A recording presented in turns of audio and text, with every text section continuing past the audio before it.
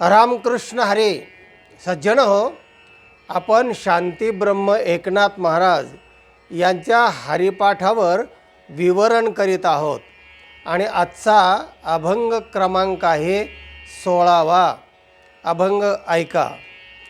कल्पने पासोनी कल्पेला जो ठेवा, कल्पने पासोनी तेणे पडे गोवा, नेने हरी कल्पने पासोनी.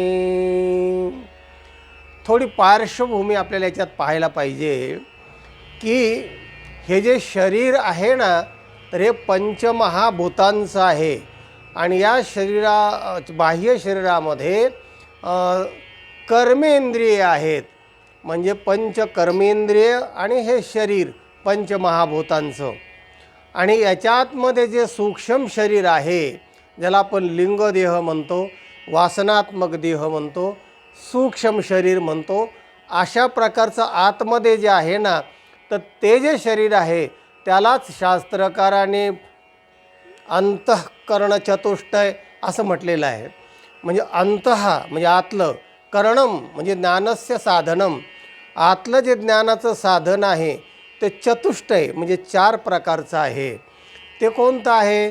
त्यात पहिला नंबर आहे मन, बुद्धी, चित्त आणि अहंकार. हे अंतःकरण चतुष्टय म्हणजे हे ज्ञानाचे उपकरण आहेत आतले. बाहेरचे हे कर्मेंद्रिय, बाहेरचे हे गोलक वेगळे. आणि आतमध्ये त्याच्यामध्ये जे पहिलं आहे ते आहे मन. हे सगळ्या इंद्रियाचं प्रधान आहे. आणि ते जे मन, बुद्धी, चित्त आणि अहंकार हे या ज्या 4 अवस्था, 4 नावं जे कल्पलेली आहेत, तर त्याच्यामध्ये मनच जेव्हा संकल्प विकल्प करतं त्याला मन अशी व्याख्या शास्त्रकाराने केलेली आहे. संकल्प विकल्पात्मकम मनः असं म्हटलं आहे. जी अंतःकरणाची वृत्ती संकल्प आणि विकल्प करते, हे करू का ते करू का नको, असं जेव्हा द्विधा वृत्ती असते त्याला मन असं म्हणतात. आणि मग आपण निर्णय घेतो, नाही आता हे करायचंच, आणि मग त्याचं रूपांतर बुद्धीमध्ये होतं. म्हणजे मनाची अवस्था संपते आणि तेच मन दुसरं रूपांतरित होतं. निश्चयात्मिका बुद्धीची व्याख्या केली की बुद्धीची कल्पना निश्चय करते, हेच करायचं. म्हणजे मन सगळ्यांना आहे पण बुद्धी सगळ्यांना आहे असं नाही. कारण निर्णय क्षमता सगळ्यांमध्ये नसते. ह्या माणसाला बुद्धी नाही हो, हा बुद्धिवान माणूस आहे हो, म्हणजे माणसाची कल्पना बुद्धीवर होते. तेव्हा बुद्धी फार महत्त्वाची आहे. आणि त्याच्यानंतर तिसरी जी अवस्था आहे मन, बुद्धी, चित्त, ते चिंतन करतं. हां, आपण हे करायचं असं निर्णय केला आहे ना, मग हे कसं करायचं, किती दिवसात होईल, त्याचे फलं काय होतील, मग चिंतन सुरू होतं. आणि मग चिंतनातून आपण निर्धार करतो की हां आपल्याला आता हे करायचं. मन, बुद्धी, चित्त आणि अहंकार घेतो आपण, बस पक्कं झालं, आता हे आपण 10 दिवसात पूर्ण करणार किंवा 10 महिन्यात पूर्ण करणार. समजा विहीर खोदायची आहे आणि आपलं पाणी करायचं आहे, तर मग मन करू का नको, लोकांना पाणी लागलेलं नाही आहे तिकडं आणि किती लागेल काय, असं जेव्हा करू का नको असं होईल आणि करायचंच. आणि मग करायचं म्हणलं पण खोदायला लागतो. मग चिंतन करतो किती खोल गेलं, किती खर्च येईल, मग पाणी आपल्याला किती करत द्यावं लागेल. मग चिंतन सुरू होतं, मोठ्याने पाणी भरायचं आहे का इलेक्ट्रिक इंजिन लावायचं आहे वगैरे वगैरे. आणि मग जो अहंकार येतो की आता हां हेच करायचं आणि हे याच्यातून हे पीक निघणं, एवढा खर्च आणि एवढं उत्पन्न वगैरे. सांगायची स्थिती अशी आहे की ह्या 4 कल्पना अशा रूपांतरित होतात. त्या आहे अंतःकरण चतुष्टयम. तर आता आपण मूळ अभंगाकडे जाऊया. म्हणजे आता अभंग आपला सोडायला सहज होईल, त्याचं विवरण आपल्याला सहज करता येईल. कल्पने पासोनी कल्पेला जो ठेवा. कल्पना कोण करतं? संकल्प विकल्प. मन कल्पना करतं, अगोदर पश्यती, नंतर इच्छती, नंतर गृह्णाती. कल्पनेपासून काय कल्पनेला ठेवा आहे? हा कल्पनेचा ठेवा. हे करायचं का ते करायचं, ते करायचं का, असे जे अनेक प्रकारचे ढीग रचतं ते. आणि तेने पडे गोवा नेने हरी. आणि मग अनेक प्रकारचे आपण कल्पना करतो, हे करायचं आहे, ते करायचं आहे, ते पण करायचं आहे, असे जे ठेवे साठे करतो आपण. आणि मग त्या साठ्यामध्ये आपण गुंततो, चित्तचिंतन करू लागतं. हे सगळं गुंतल्यानंतर त्याच्यामुळे काय होतं, तेने पडे गोवा. गोवा म्हणजे गुंता, नेमकं काय करायचं, आणि त्याच्यात वेळ खूप जातो आहे, सारखं तेच चालू आहे, गुंतागुंती तयार होते. आणि मग त्याच्यामुळे होतं काय, तर नेने हरी, हरी जाणण्यासाठी आपल्याला वेळ उरत नाही किंवा हरीकडे आपलं लक्ष जात नाही.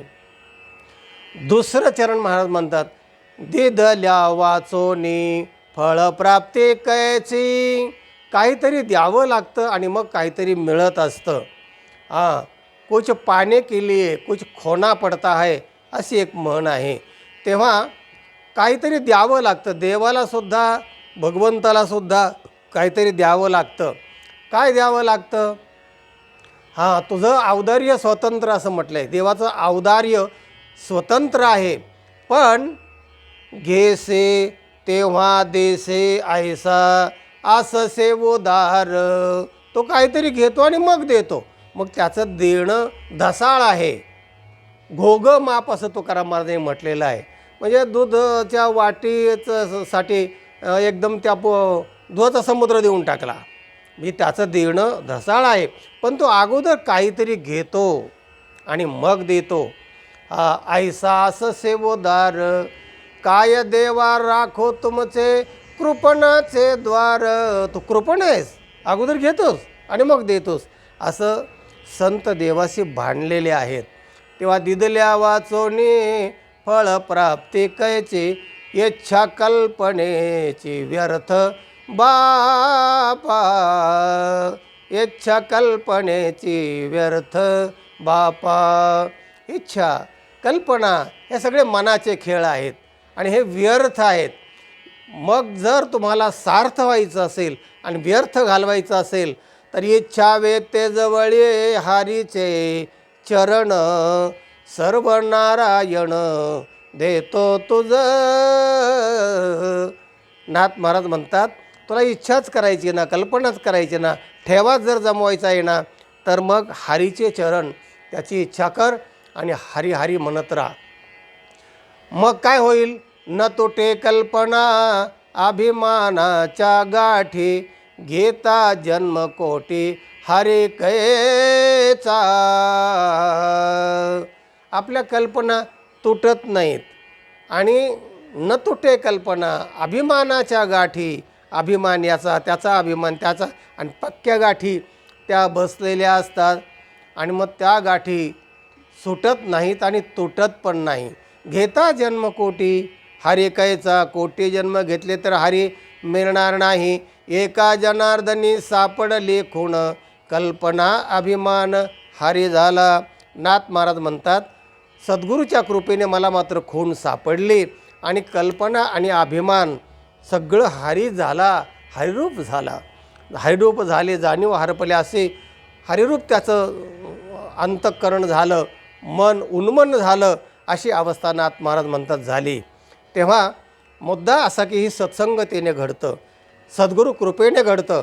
भिद्यते हृदय ग्रंथी छिद्यंते सर्व संशया. हृदयातली ग्रंथी म्हणजे गाठ ढिली झाली पाहिजे, सुटली पाहिजे. आणि छिद्यंते सर्व संशया, सगळे संशय छेदल्या गेले पाहिजे, तुटल्या गेले पाहिजे.